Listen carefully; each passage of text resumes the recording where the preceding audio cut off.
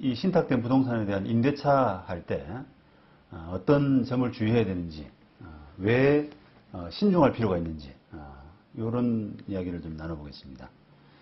자, 우선 신탁된 부동산 임대차를 이야기하기에 앞서서 왜 그러면 이 신탁된 그 신탁을 많이 하는지, 부동산 신탁을 많이 이용하고 부동산 신탁이 왜 많이 이용되는지 이런 부분을 좀 이해하셔야 되는데요. 그만큼 신탁된 부동산이 많다라고 하면은 확률적으로 이제 또 거기 임대차를 하면서 그 사기에 휘말릴 그럴 가능성도 자연스럽게 좀 높아지지 않습니까? 물건들이 많다 보니까요. 그래서 그 신탁이 많이 이루어지고 있는 이유, 이 부분을 좀 살펴볼 필요가 있습니다. 물론 뭐 이런 그 구조를 이해하는 것이 또 왜 신탁 사기가 일어나는지 하는 부분을 이해하는 데도 도움이 될 수가 있거든요. 자, 일단은 그냥 조그만 이런 건축을 할 때, 이럴 때는 뭐 자기 자본 가지고 또는 조금 돈을 빌려서 그냥 건물 짓고 말면 되는데, 이게 규모 있는 건축, 상당히 그 규모를 크게 하는 이런 건축을 할 때는 대규모 자금이 이제 필요하겠죠. 그러다 보니까 건축하는 건축주 또는 시행회사, 시행사 이런 데서 자기 자본만 가지고는 그 자금이 이제 부족합니다. 그래서 그 부족한 자금을 뭐 금융회사가 될 수도 있고요. 아니면 그 시공하는 건축 그 회사, 시공사 이런 데로부터 자금을 조금 빌려와야 됩니다. 돈 빌려서 그 공사대금에 투입하든지 아니면 시공사가 좀 외상공사를 해주든지 하는 그런 이제 자금 투입이 좀 필요한데, 이런 이제 대규모 자금이 들어올 때 그 금융회사든 시공사든 이 뭐 그 공사에 어떻게 보면은 돈을 안 받고 지금 그 공사를 지금 하고 있는데 나중에 안정적으로 그 자금이 이제 회수돼야 되지 않습니까? 그렇다 그러면은 사업 구조를 좀 안정적으로 이렇게 이제 가져가야 되기 때문에 그런 안정적인 사업 구조를 위해서 그 토지 소유권 자체, 또 건물 짓고 나면은 완성된 건물의 소유권 이런 부분들을 그 건축주 내지 시행사로 하는 것이 아니라 신탁회사에 맡겨두는 이런 방법을 택하게 됩니다. 그래서 이런 규모가 큰 건축 사업일수록 그 신탁으로 엮이는 경우가 상당히 많이 있다는 거죠. 자, 그러면 왜 그러면 이런 그 신탁으로 할 때 왜 그 사업이 더 안정적일 수 있는가? 이런 금융회사나 시공사는 왜 이런 신탁된 물건들, 이런 물건들을 더 신뢰하는가 하는 그 부분도 좀 이해를 해 보셔야 되는데, 만약에 신탁이 없다고 한번 생각해 보실까요? 그러니까 그 토지 소유권, 사업 부지죠. 사업 부지인 토지 소유권을 일단은 그 신탁회사에 맡겨두지 않고, 그 공사를 진행한다, 그 건축 사업을 시행한다, 진행한다 라고 생각했을 때, 보통은 돈을 빌려준 금융회사든지 또는 외상공사를 한 시공사 이런 쪽에서는 그 신탁 사업이 아닌 구조라면 일반적으로 생각할 수 있는 방법은 토지에 저당을 잡는, 토지에 그 빌려준 만큼, 예를 들면 100억을 빌려줬다라고 하게 되면 그 땅에 저당권을 100억을 설정하는 뭐 이런 정도의 그 조치를 취하고 나서 자금 투입을 하고 공사를 할 거 아니겠습니까? 자, 그렇다 그러면은 이렇게 해서 이제 공사가 시작이 됐는데 나중에 어떤 현상이 발생하냐면 이 건축주, 시행사가 사업 진행을 잘 못해 가지고 그 건축주나 시행사의 채권자, 다른 채권자들이 그 건축주 시행사 앞으로 남아있는 명의로 된 토지에 대해서 사업부지죠, 그죠? 그 사업부지에 대해서 만약에 압류를 하고 뭐 강제 집행을 하고 하는 그런 현상이 발생한다고 할 때 대처가 안 되는 거죠. 물론 그 이제 뭐 선순위 저당이나 이런 부분들을 확보하게 되면은 그 뭐 일정 부분의 자금 회수, 그죠? 경매 들어가서 그 이제 배당을 받게 되니까 그 배당을 통해서 일정 부분의 자금 회수는 가능하겠습니다만 그 배당이 과연 얼마나 될지 경락가가 낙찰가가 얼마나 될지 하는 그런 부분을 알 수가 없거든요. 그게 뭐냐면은 땅 위에 뭐 건물이 뒷담한 건물이 있고 이렇게 될 때는 권리관계가 굉장히 복잡해집니다. 그러다 보면은 그 낙찰가가 이제 떨어지게 되고 그다음에 배당 금액은 얼마 안 되게 되는 이름으로써 이제 결국은 투자한 돈을 손해 볼 수 있는 이런 이제 위험에 노출될 수밖에 없습니다. 그래서 그런 그 위험을 방지하는 차원에서 그냥 애초부터 사업 초기부터 그냥 아예 자금 투입되기 전에 토지에 대한 소유 명의 이전 등기 자체를 아예 그 신탁회사로 넘겨버리는 그런 방법을 이제 선호하게 되는 거죠. 그래서 신탁을 원인으로 신탁회사의 소유권 이전 등기가 되어버리는 그런 이제 구조로 만듭니다. 그렇게 되면은 이제 그 건축주나 시행사의 어떤 채권 채무 때문에 그 사업이 이제 흔들릴 수 있는 그런 위험은 상당히 이제 방지하게 되는 그런 구조가 되겠습니다.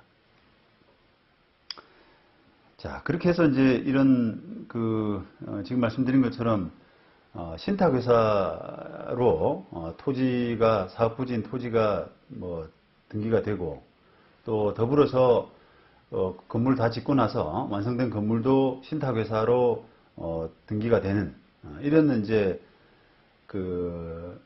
이제 구조가 되는데 자 그렇게 이제 신탁회사 명의로 소유권이 넘어간 이런 상태에서 그러면 어떻게 이제 임대차 사기가 가능하냐 또 어떤 임대차 사기가 일어나고 있느냐 이런 부분을 이제 조금 살펴보셔야 되는데 근본적인 원인은 이제 그거예요. 이게 우리가 그 부동산 거래를 할 때 누구하고 거래를 할 것이냐라고 하는 부분에서 보통은 등기부를 떼서 거기에 소유자로 되어 있는 사람, 그 사람을 기본적으로 신뢰를 하고 그 사람과 계약하는 것이 기본적으로 맞는 거 아니겠습니까? 물론 뭐 그 소유권에 뭐 가등기가 되어 있다든지 뭐 이렇게 이제 복잡한 상황이 된다면 그거는 소유 명의자를 온전히 믿을 수는 없습니다만 뭐 그렇지 않은 바에는 소유 명의자하고 거래하는 것이 가장 그 어떤 기초적인 거죠. 그런데 이게 그 건축주 내지 원래 시행사 앞으로 돼 있다가 신탁회사로 이렇게 딱 그 등기가 된 신탁을 원인으로 등기가 된 이런 상태를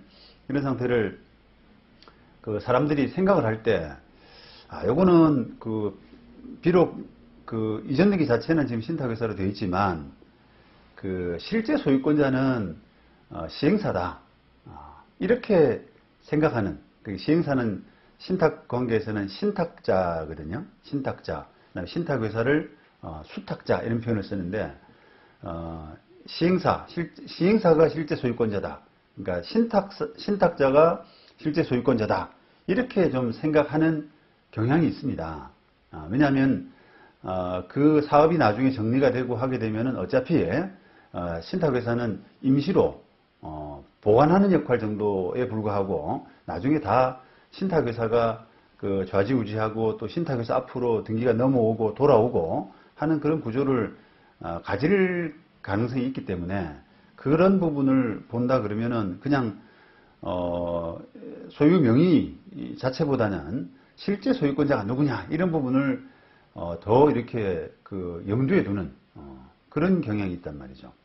그래서 그게 이제 그런 믿음 때문에 이게 소유 명의자인 신탁회사를 제쳐두고 그냥 바로 시행사가 실제로 거기서 뭐 분양사무실 차려두고 거기서 분양을 한다든지 또는 임대차 계약을 한다든지 이런 행위를 한단 말이죠. 블랙카드 연락처도 이제 글로 돼 있고요. 그러다 보니까 직접 이제 만나서 대면해서 뭐 이야기 나눠보고 하게 되면 뭐 저희들이 그 분양회사고 다 권리가 있다. 그러니까 우리하고 계약하고 우리한테 돈을 주시면 문제 없다. 이런 이야기를 이제 듣게 된단 말입니다. 근데 이제 그렇게 하면서 결국은 그런 사고들이 이제 발생하게 되는 그런 구조가 되는 것 같습니다. 이런 그 신탁된 상태에서 법적 소유권은 그러면 누구한테 있을까요? 당연히 신탁회사입니다. 이거는 뭐 고민할 필요도 없이 당연히 신탁회사라고 생각하는 겁니다. 신탁회사라고 생각하셔야 됩니다. 우리가 자꾸 그 시행사 또는 신탁자라고 하는 부분을 실제 권리자라고 이렇게 생각하는 부분은 나중에 일정한 조건 하에서 돌아올 때, 그 소유권을 반환받을 수 있을 때 하는 그 가정적인 이야기에 불과하거든요. 그 일정한 조건이라고 하는 것은 대부분 신탁 구조에서는 그 빌린 돈을 갚는 조건이죠. 그 신탁은 대부분 다 신탁회사를 끼는 이유가 신탁회사가 뭐 사업의 주체, 그 자금을 투여하고 하는 사업의 주체인 경우보다는 대부분은 신탁회사는 약간의 어떻게 보면 관리자 역할, 어레인지 역할을 해준단 말이죠. 그러니까 신탁회사 이름으로 등기는 받지만 실제 이해관계는 그 사업에 그 건축사업, 그 분양사업 여기에 돈을 투자한 뭐 금융회사라든지 또는 외상공사를 한 시공사 이런 그 사람들이 우선수익자로서 뭐 1순위 우선수익자, 2순위 이런 식으로 이제 그 지위를 가지게 되는데 그런 우선수익자들의 그 이해관계를 보장해주기 위해서 이해관계를 보호해주기 위해서 신탁사가 그 역할을 가진다라고 보는 것이 이제 정확한 거죠. 그러니까 그런 그 이해관계자들, 우선수익자들의 받을 돈들 이런 부분들이 다 해소가 돼야만 이런 시행사는 온전한 소유권을 돌려받을 수가 있는 거거든요. 그러니까 실제 소유권자일 가능성은 있지만 그런 그 전제가 깔려 있는 빌린 돈, 문제가 된 돈들을 대부분 다 해결하는 그런 전제가 깔려 있는 조건부의 어떤 소유권 정도라고 할 수 있는 거죠. 그래서 일단 그게 해결되지 않은 상황에서는 당연히 그 현재 상태, 지금 신탁되어 있는 이런 상태에서는 법적 소유권은 신탁회사, 수탁자인 신탁회사가 가진다. 이렇게 보셔야만 됩니다. 그래서 거기하고 거래하고 그쪽 이야기를 듣고 그렇게 거래하는 것이 당연히 맞는 행동인 것입니다. 자, 그러면 이런 신탁된 상태에서 이제 어떤 임대차 사기들이 발생하는지 한번 살펴봐야 되는데, 자, 대부분의 경우는 이런 신탁회사가 실제 소유자가 아니다. 실제 소유자는 저런 시행사다. 이렇게 생각을 하고 그런 시행사의 말만 믿고 시행사와 계약을 하고 마음대로 계약을 하고 그게 이제 분양을 받는 계약이든 또는 뭐 임대차 계약이든 간에 그렇게 마음대로 계약을 하고 그쪽에서 이야기하는 그 계좌로 송금해버리는 그런 이제 경우가 대부분입니다. 그러면 나중에 이제 보호를 받을 수가 없는 거죠. 일단 그 신탁 계약상으로는 그런 이제 지정된 계좌에 입금되지 않은 돈 이런 부분들은 보호되지 못한다라고 계약에 분명히 나와 있고요. 그 다음에 또 우리가 신탁 원부 뒤에 말씀드리겠는데요. 신탁 원부 같은 것을 보더라도 거기에는 이런 그 신탁 관계에서의 계약 관계, 서로 간의 지위, 신탁자와 수탁자의 어떤 지위 이런 부분이 명시되어 있거든요.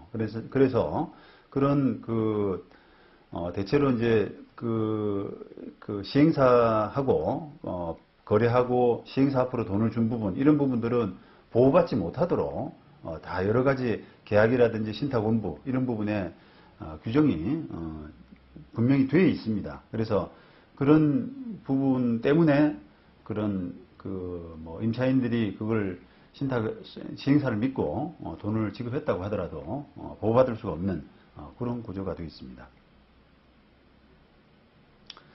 자, 그러면 지금 쭉 말씀드린 것처럼 이런 그 임대차 사고, 분양도 마찬가지죠. 분양 사고 이런 부분을 예방하기 위해서 가장 중요한 부분이라고 한다면 바로 일단은 등기부를 발급받아서 신탁회사 앞으로 등기가 되어 있다라고 한다면 이거는 기본적으로 이제 신탁회사가 주인이다라고 생각을 하셔야 돼요.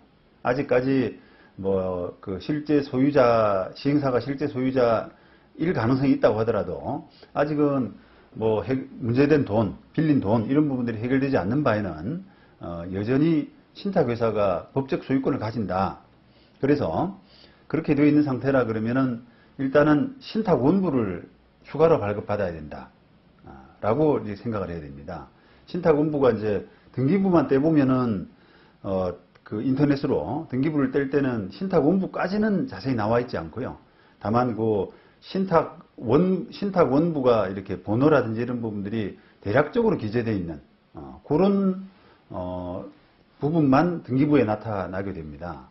그런데 이게 신탁원부가 당연히 있는 것이고 또 실제로 등기부에도 표시되어 있기 때문에 그 등기부 표시에 따라서 그 신탁원부를 반드시 발급받아서 거기에 기재된 그 세밀한 권리관계 이런 부분들을 확인하는 것이 사고 예방을 위한 가장 기본적인 조치라고 할 수가 있습니다. 거기에 보면은 신탁원부에 보면은 그 임대차 그 계약 관계, 임대차 계약 이런 부분도 나와 있느냐라고 하면은 대부분 나와 있습니다. 대부분 신탁회사의 동의를 받아서 해야 된다. 그 동의를 받지 않는 부분은 무효다. 이런 부분을 대부분 신탁원부에 기재해 놓고 있는 거죠. 자, 그런데 이 신탁원부를 되게 사람들이 낯설어해요.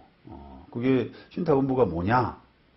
신탁원부를 뭐 이렇게 구경해 본 적도 없고 하기 때문에 신탁원부를 되게 낯설어하고 또 그것 때문에 사고도 또 많이 일어나는데 이게 그럴 만한 이유가 인터넷으로 열람하기가 어렵습니다.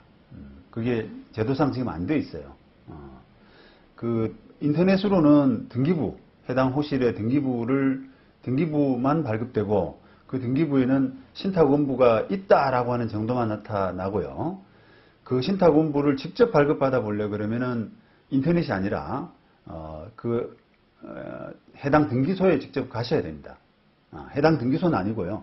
등기소에 직접 가셔야 됩니다. 그래서 등기소에서 발급받을 수밖에 없기 때문에 그래서 사람들이 낯설어하고 또 그것 때문에 좀 사고 발생도 잦은 게 아닌가. 왜냐하면 사람들이 좀 귀찮고 힘들고 이런 부분은 확인을 잘 안 하는 경향이 있지 않습니까?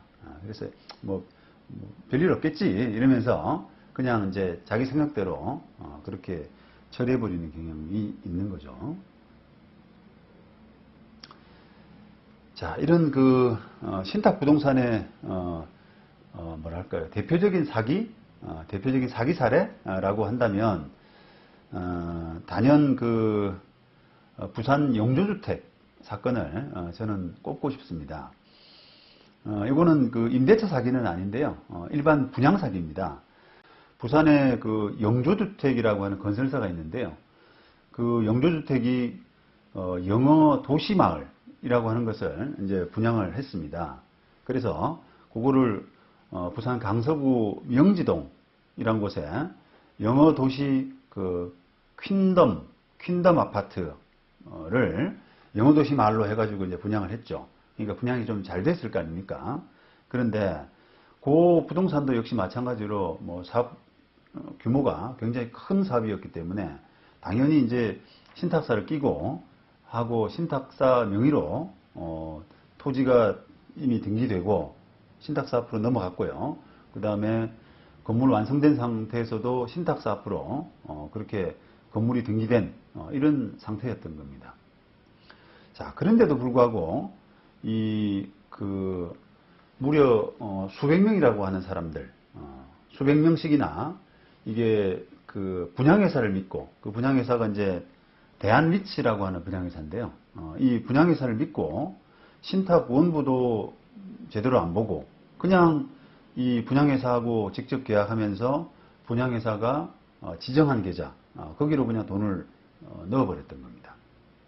그런데 이런 그 돈이 신탁회사에 이제 입금이 안 되면서 그냥 그 분양회사가 임의로 이제 써버리고 그러면서 사고가 터졌던 거죠.